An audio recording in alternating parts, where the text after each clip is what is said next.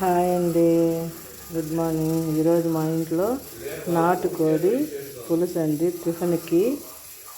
టిఫిన్కి నాటుకోడి పులుసు, దోశలు అండి. దానికని మసాలా అండి: ఎర్రగడ్డ, టమాటో, అల్లము, తెల్లగడ్డలు, కొత్తిమీర, మిరియాలు ఇవన్నీ వేసుకొని మసాలా రెడీ చేసుకోవాలండి. నూనె పెట్టుకొని దాంట్లో 3 స్పూన్లు ఆయిల్ వేసుకోవాలండి. వేసుకున్నాక సోప్ వేసుకోవాలండి. సోప్ వేసుకుంటే మంచిదండి, మంచిగా స్మెల్ వస్తుంది, బాగా జీర్ణం కూడా అవుతుందండి. దాని తర్వాత సోపు కొంచెం వేగిన తర్వాత కరివేపాకు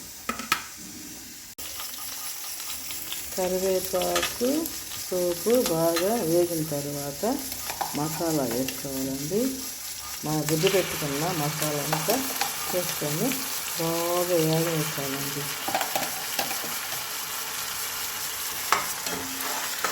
ఇది ఆయిల్ బాగా బయట వచ్చేంత వరకు బాగా వేగాలండి. బాగా వేస్తేనే మనకు టేస్ట్ బాగా వస్తుందండి.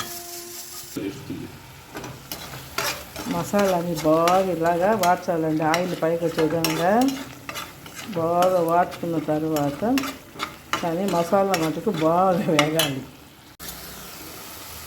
మసాలా అంతా బాగా వేగిన తర్వాత ఉడకబెట్టిన చికెన్ని ఇట్లా వేయాలండి. చికెన్లో ఉప్పు, పసుపు, మిరప్పొడి వేసి కుక్కర్లో పెట్టాలండి. నాటుకోడి కదా, కుక్కర్లో పెడితేనే బాగా ఉడుకుతుందండి. మసాలా అంతా వాడిన తర్వాత చికెన్ని మసాలాలు వేసి బాగా కలుపుకోవాలండి. బాగా కలబెట్టాలి.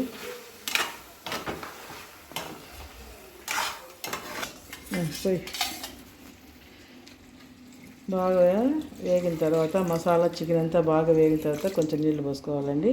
నీళ్ళు పోసుకొని మాకు కావాల్సినంత లూజుగాను దగ్గరికి వచ్చేంత వరకు పెట్టుకోవాలండి. అంతే అండి, చికెన్ రెడీ అయిపోతుంది.